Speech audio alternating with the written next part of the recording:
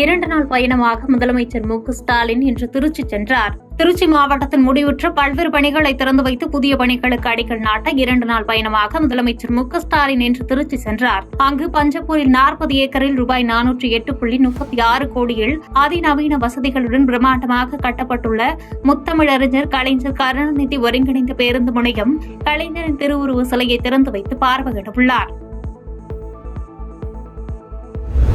கேளிக்கை வரி விதிக்கும் தமிழ்நாடு அரசின் சட்ட மசோதாவுக்கு ஆளுநர் RN.ரவி ஒப்புதல் வழங்கியுள்ளார். கல்வி நிறுவனங்களில் நடைபெறும் நிகழ்ச்சிகளுக்கு 10% கேளிக்கை வரி விதிக்கும் தமிழ்நாடு அரசின் சட்ட மசோதாவுக்கு ஆளுநர் RN.ரவி ஒப்புதல் அளித்துள்ளார். கடந்த டிசம்பர் நடைபெற்ற சட்டப்பேரவை கூட்டத்தொடரில் இந்த மசோதா நிறைவேற்றப்பட்டது.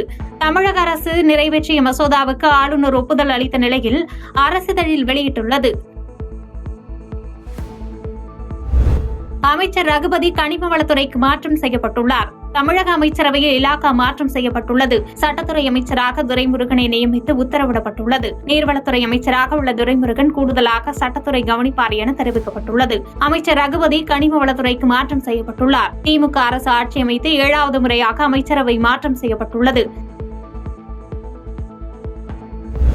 யாருக்கும் பாதுகாப்பில்லை, அவரவர்தான் அவர்களின் பாதுகாப்பிற்கு பொறுப்பு என்று எதிர்க்கட்சித் தலைவர் எடப்பாடி பழனிசாமி தெரிவித்துள்ளார். சேலத்தில் அதிமுக நிர்வாகிகளுடன் ஆலோசனை நடத்திய பின்னர் செய்தியாளர்களை சந்தித்த அதிமுக பொதுச் செயலாளர் எடப்பாடி பழனிசாமி, தான் விழித்துக் கொண்டு சிறப்பாக செயல்படுவது அமைச்சர் ரகுபதியால் ஏற்றுக்கொள்ள முடியவில்லை என்று எடப்பாடி பழனிசாமி தூங்கிக் கொண்டிருக்கிறார், அவரை தட்டி எழுப்பி சொல்லுங்கள் என்ற அமைச்சர் ரகுபதி கருத்துக்கு பதிலடி கொடுத்துள்ளார். ரகுபதியை அமைச்சராக்கி அழகு பார்த்தது அதிமுக என்று தெரிவித்த எடப்பாடி பழனிசாமி, திமுகவின் கொத்தடிமையாக அமைச்சர் ரகுபதி செயல்படுகிறார், அமைச்சர் ரகுபதி கும்பகர்ண தூக்கத்தில் உள்ளார் என்று சாடினார். மேலும் இருசக்கர வாகனத்தை தொலைத்துவிட்டு புகார் கொடுத்த பெண் போலீஸ் ஒருவரால் பாலியல் தொல்லைக்கு ஆளாக்கப்பட்டுள்ளார் என்று சுட்டிக்காட்டி குற்றம் சாட்டினார். திமுக ஆட்சியில் யாரும் பாதுகாப்பில்லை, அவரவர்தான் அவர்களின் பாதுகாப்பிற்கு பொறுப்பு என்றும் கூறினார்.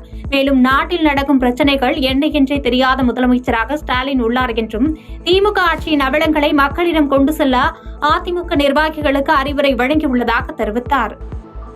திரு ரகுபதி அவர்கள் எடப்பாடி பழனிசாமி தூங்கிக் கொண்டு இருப்பதாக பேட்டியளித்தார். நான் விழித்துக் கொண்டு சிறப்பாக செயல்படுகின்ற காரணத்தினால்தான் பொறுத்துக் கொள்ள முடியாமல் திரு ரகுபதி அவர்கள் இந்த கருத்தை ஊடகத்தின் வாயிலாக வெளிப்படுத்தியிருக்கின்றார். திரு ரகுபதியை பொறுத்த வரைக்கும் திராவிட முன்னேற்ற கழகத்தினுடைய கொத்தடிமையாக செயல்பட்டு வருகிறார். திரு ரகுபதி அவர்கள் இந்த நாட்டிற்கு அடையாளம் காட்டப்பட்டது அனைத்து இந்திய அண்ணா திராவிட முன்னேற்ற கழக கட்சி. பொன்மனச்செம்மல் புரட்சித் தலைவர் எம்ஜிஆர், புரட்சித் தலைவர் அம்மா இருவரும் தலைவர்கள் வழியிலே அனைத்து இந்திய அண்ணா திராவிட முன்னேற்ற கழகம் என்ற மாபெரும் இயக்கம் திரு ரகுபதி அவர்களுக்கு சட்டமன்ற உறுப்பினராக தேர்ந்தெடுக்கப்பட்டு அனைத்து இந்திய அண்ணா திராவிட முன்னேற்ற கழக அம்மாவுடைய அமைச்சரவையிலே அமைச்சராக இடம்பெறுகின்ற ஒரு சூழ்நிலையை கழகம்தான் அவருக்கு வழங்கியது. அந்த நன்றியெல்லாம் மறந்து பொன்மனச்செம்மல் புரட்சித் தலைவர் எம்ஜிஆர் எந்த கட்சியை தீய சக்தி என்று சொன்னாரோ அந்த கட்சியிலே தன்னை இணைத்துக் கொண்டு இன்றைய தினம் அவர்களுக்காக அடிமை குரல் கொடுத்துக் கொண்டிருக்கின்ற காட்சி தொலைக்காட்சியிலே பார்த்தோம். புதுச்சேரியில் +2 பொதுத் தேர்வில் 582 மாணவர்கள் 100க்கு 100 மதிப்பெண் பெற்று அசத்தியுள்ளனர். புதுச்சேரி காரைக்காலில் 101 தனியார் பள்ளிகளைச் சேர்ந்த 3881 மாணவர்கள், 3683 மாணவிகள் என மொத்தம் 7566 பேர் தேர்வு எழுதிய நிலையில் தேர்வு முடிவுகள் இன்று வெளியிடப்பட்டது. புதுச்சேரியில் 51 பள்ளிகள், காரைக்காலில் 12 பள்ளிகள் என மொத்தம் 63 பள்ளிகள் 100% தேர்ச்சி பெற்றுள்ளன. 582 மாணவர்கள் 100க்கு 100 மதிப்பெண் பெற்றுள்ளனர்.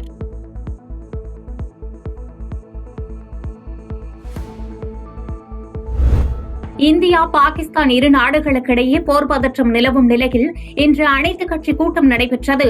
பகல்காம் தாக்குதலுக்கு பதிலடியாக பாகிஸ்தான் எல்லைக்குள் இந்திய ராணுவம் புகுந்து தீவிரவாதிகள் முகாம்கள் மீது தாக்குதல் நடத்தியதிலிருந்து இரு நாடுகளுக்கும் இடையே போர் பதற்றம் நிலவி வருகிறது. இந்நிலையில் பாகிஸ்தான் எல்லையோர மாவட்டங்களில் முதலமைச்சர்களுடன் உள்துறை அமைச்சர் அமித்ஷா நேற்று ஆலோசனை மேற்கொண்ட நிலையில் இன்று அனைத்துக் கட்சி கூட்டம் நடைபெற்றது. பாதுகாப்புத்துறை அமைச்சர் ராஜ்நாத் சிங், உள்துறை அமைச்சர் அமித்ஷா உள்ளிட்ட மத்திய அமைச்சர்களின் தலைமையில் நடைபெற்ற இக்கூட்டத்தில் மக்களவை எதிர்க்கட்சித் தலைவர் ராகுல் காந்தி, திமுக சார்பில் TR பாலு உள்ளிட்டோர் கலந்து கொண்டனர்.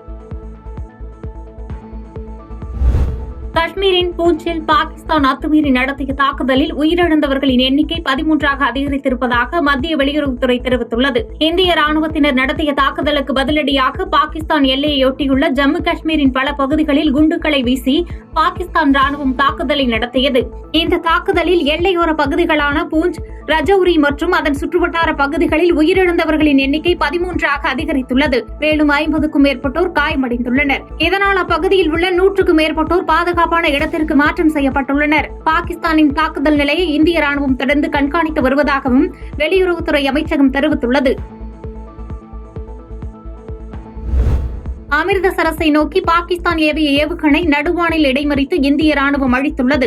பகல்காம் தாக்குதலுக்கு பதிலடியாக பாகிஸ்தான் எல்லைக்குள் இந்திய ராணுவம் புகுந்து தீவிரவாதிகள் முகாம்கள் மீது தாக்குதல் நடத்தியதை அடுத்து பாகிஸ்தான் ராணுவமும் பதில் தாக்குதலை தொடுத்துள்ளது. இந்நிலையில் பஞ்சாபில் அமைந்துள்ள அமிர்தசரஸ் கோயிலை நோக்கி நேற்று நள்ளிரவு 1:10 மணி முதல் 1:20 வரைக்குள் பாகிஸ்தான் ராணுவம் ஏவுகணையை ஏவி தாக்குதலை நடத்தியுள்ளது. பாகிஸ்தான் ராணுவத்தின் தாக்குதலை தொடர்ந்து கண்காணித்து வந்த ராணுவம் ஏவுகணையை நடுவானில் வழிமறித்து அழித்தொழித்துள்ளது.